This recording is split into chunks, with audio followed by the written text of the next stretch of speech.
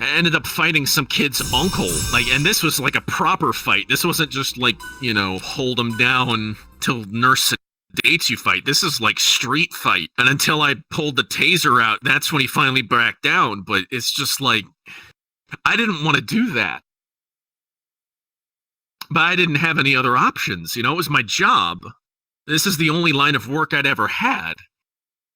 I didn't go to school. I was a bad student. I was a dropout, I joined the military. I was security. It was my best thing I ever had on my resume. It's the only line of work I could get. And you're getting paid, $18 an hour to fight some dude's uncle who just wants to be there for them while they're dying. And it just kept getting worse. It was like as the pandemic went on, more and more people were just losing their frickin' minds. More and more, you'd have people there they'd be wanting to be seen for the most mundane, simple stuff in the ER, the broken toe or, you got a chest cold, normal stuff. And the nurses would say something or do something, and then it was like all of a sudden it was on like Donkey Kong. You'd have the 40-something soccer mom, all of a sudden she's punching out a nurse because she doesn't like the nurse's attitude. That's what I was on my team. We had talkers and we had fighters, and I was a talker because I didn't like fighting people. I've never liked fighting people. I want to help people. I've always wanted to help people. There were guys that came in shot. I put tourniquets on it. I put pressure on the wound. We had a lady come in. She was having seizures. I scooped her out of the car and carried her to the trauma bay in my arms. I ran as fast as I could because I knew that that's what it took to save her life. Someone needed to get her to the trauma bay as fast as possible. Drug overdoses, stabbing victims, victims of domestic abuse. We were there. We were there at the entrance. We were there to help you if you needed help. And then I'd have to break up a fight because a nurse couldn't keep her mouth shut, And there was the night I had my panic attack. It's kind of the beginning and the ending, but we were a close team. If there's one thing I cannot say anything bad about, it was the people I worked with, from the bosses down. The people I worked with were professionals, ex-cops, ex-military, good folk, hardworking folk that were like me. They cared. They wanted, not all of them, we had some bad ones, but they didn't tend to last long once the pandemic hit. Everybody who was there to just cash in a paycheck was pretty much out the door by the time we were hit this point. And I can't really give you guys names, so I'm just going to refer to these guys like alphanumerically. I'll give you their first initial and a number that was in their radio number. So this guy, we'll call him Delta 7. He's a retired sheriff's deputy. He's a solid guy. He's like me. His dad used to be a radio announcer like me. He's got that kind of, that cool talking man's voice, It's like she said that I had a storyteller's voice. It's clearly it's something genetic, You got good genes, you got a good talking voice, and he was exactly like that. But he's a lot older than me, and he's training a new guy. And the new guys aren't allowed to go hands-on with patients until they've been trained by our self-defense course.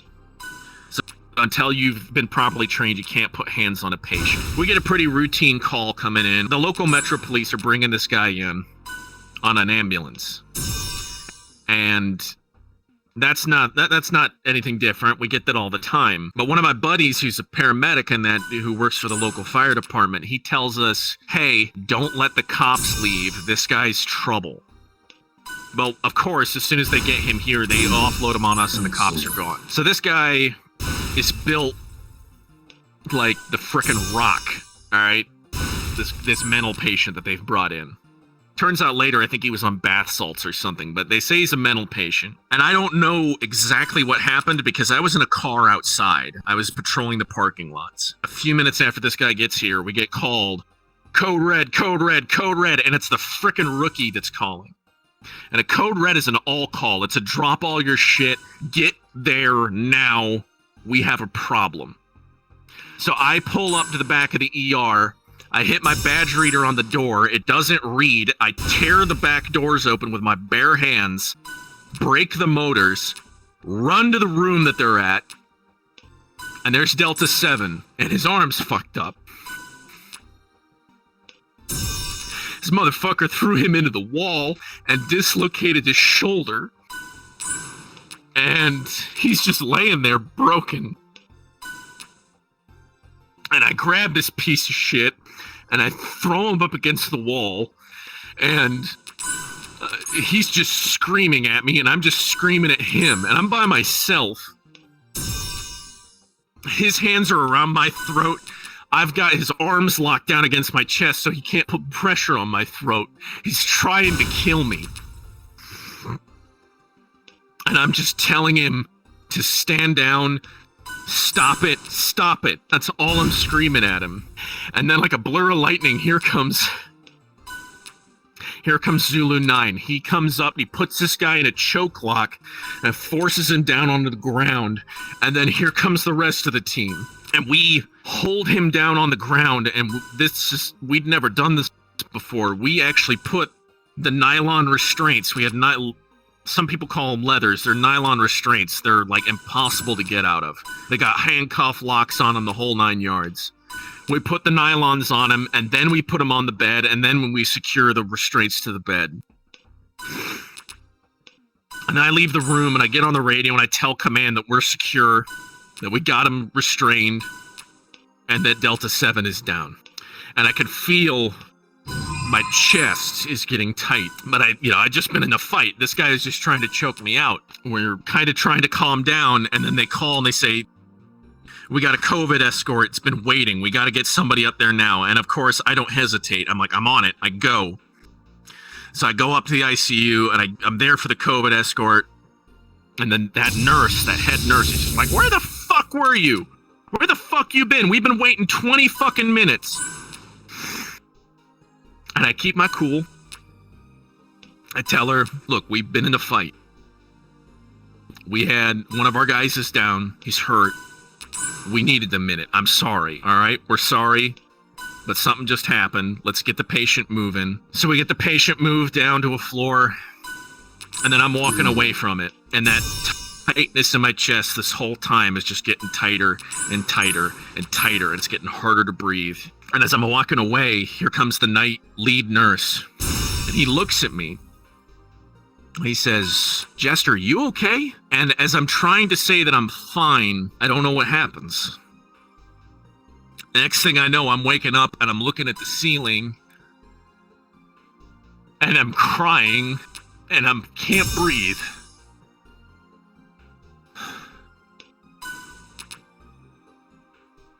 They called it an acute stress reaction.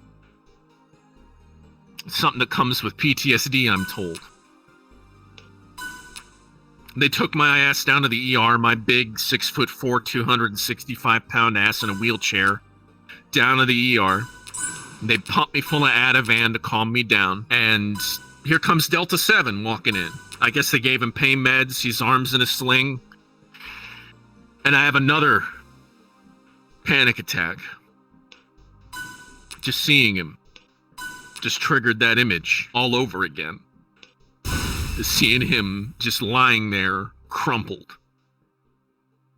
I mean, he's fine. He's fine. I shouldn't be freaking out, but I am. And they send my ass home.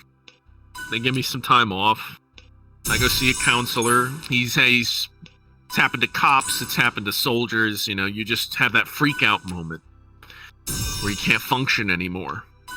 You've hit the wall. And they tell you, you've got post-traumatic stress, you got anxiety. And like I think I've told you folks, it's like my time in the military was not exciting.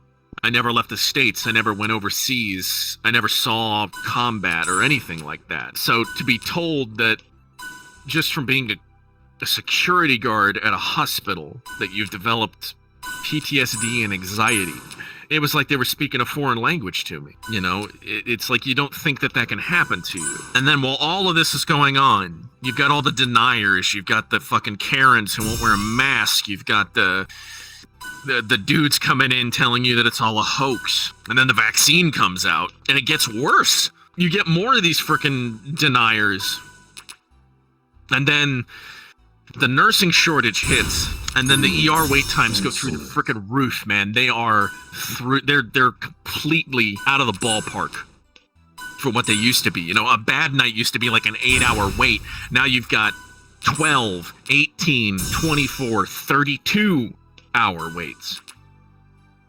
No beds. And it's not that there's no beds in the hospital, it's that there's no nurses to cover the beds in the hospital. You can only put as many people in the hospital as you have nurses to cover beds. So you walk in at night to start your shift, and the ER is like a disaster relief shelter. There's people just covered in blankets, sleeping on the floor, sleeping on benches, piled up practically on one another. And now all of those drug addicts and mental patients that are waiting to be seen, they're just in amongst the general population.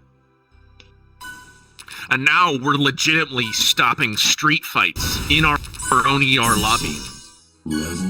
Because some guy who's off his psych meds thought he heard somebody say something bad about his mom or whatever, and he was hearing voices in his head. That person didn't say a goddamn thing to him, but all of a sudden you have to break it up, and you have to call the cops, and the cops really can't do anything because he's a mental patient off his frickin' meds. He needs to be pink slipped, he needs to be placed, but you have nowhere to place him, so it's just a vicious cycle. The most they would do for you is take him to a different hospital, and then they would bring him back, and it was just like, they take him to that hospital, bring him back, take him back, bring him back, bring him back, until they could finally get a room for him. A lot of the times we let him walk, and we weren't supposed to let him walk, but what could you do? You know? What were you supposed to do? There's no room. There's no one to help them. There's no room where they can sleep. It just kept getting worse and worse and worse. And I don't know if it was just getting worse because of my anxiety, my paranoia. I stopped showering. I stopped taking care of myself. I was just, sleeping all day, put my uniform on, go to work, come home, sleep, get up, go to work, sleep. Just over and over and over again. It couldn't escape. And, I'm someone who believes experts when it comes to, science and stuff. I trust doctors. So when they tell you to stay home, I'm going to stay the hell home. But it's like you get time off, you can't go anywhere. You're taking a vacation in your house. And that's kind of nice, but it's like you can't really unwind. And I live in the same city, and my friends are all people I work with. So all I get to hear about is all the, on text messages and stuff and phone calls, all you're hearing about is all the crazy shit that's going on at the hospital while you're not there. And you feel guilty because you're not there to help. And you get people online, you try to, or even on the street, you try to talk to them about this, family, friends, whatever, and they don't believe you. They think you're telling stories, or they think that you're part of the cover-up. That's like, dude, if I'm part of the cover-up, there's a hell of a lot of zeros missing off my paycheck. I was making pennies on the dollar every day, putting my life on the line to protect this hospital. And for what? To protect people who were healers. They were just there to help people. But then you realize that that's not really how it works. The health system in America is a business. The patients are product. They're not people to be helped. They're people to be treated and sent out so that they can pay the bill. As the nursing shortage happened and the scalping started happening, where you've got all these nurses that are roving from town to town to town because you've got these sign-on bonuses with like a contract for a few months. And then as soon as that contract's up, they go to the next one. So it's just this revolving door of nurses, and all of them are just there for a paycheck. The people that are there to help, those are the ones you see every day, but a lot of them are older and they're retiring. Or they caught COVID and they died. And, I'm just a grunt. I don't have answers. I don't know how this is supposed to be run. You give me orders, I'm going to carry out those orders. But eventually I couldn't do it anymore. I couldn't walk into that ER and see that ocean of people just waiting for somebody to cure what ails them. And they look at you like you're trash. Because, yeah, you're dressed up like a soldier. You're all big and scary and some people look at you with fear. When the Black Lives Matter riots were going on downtown, we were terrified. Unjustifiably, I found out. But you work with enough ex-cops that you become terrified that the rioters downtown will come to our campus and attack us. It never happened.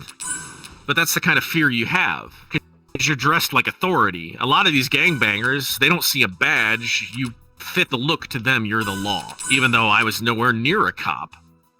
My authority ended at the property line. I just want people to understand that this is still going on. This isn't over yet. As we record this shit is still going on.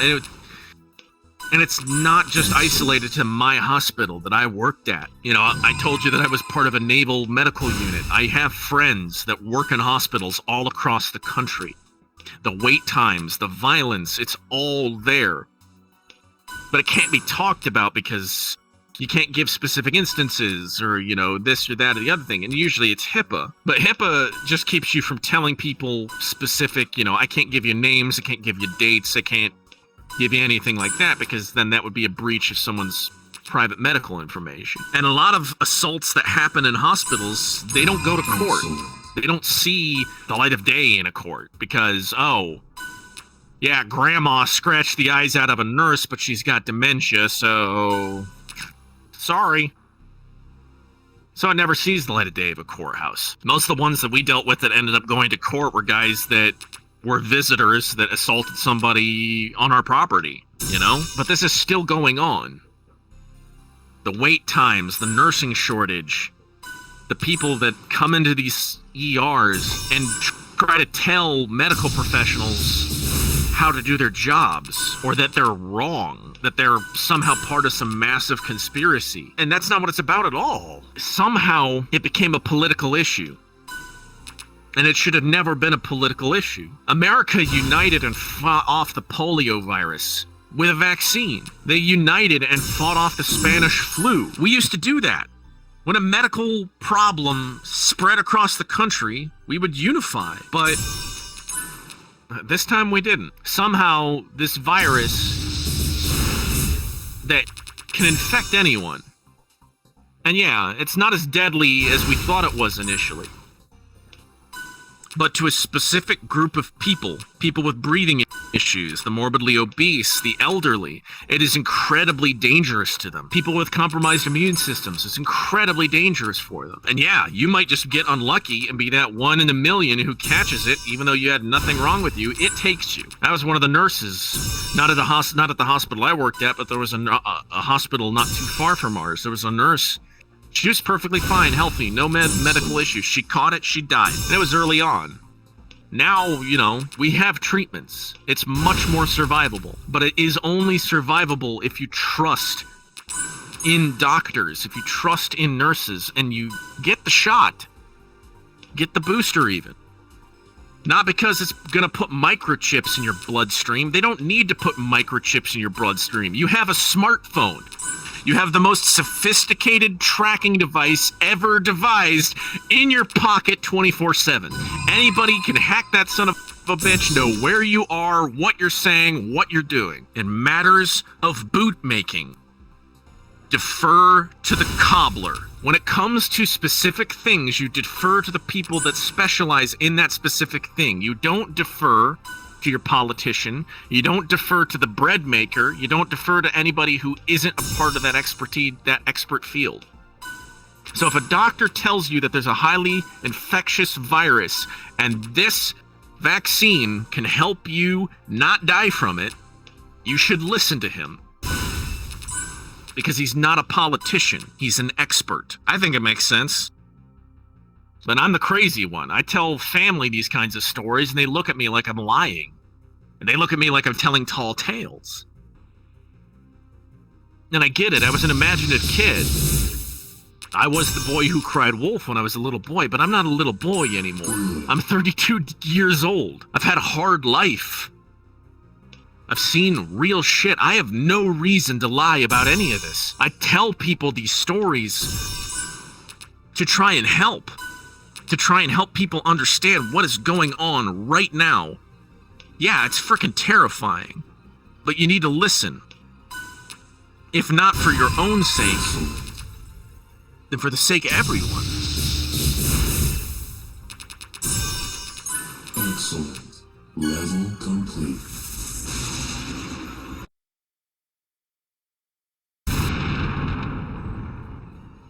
Get ready.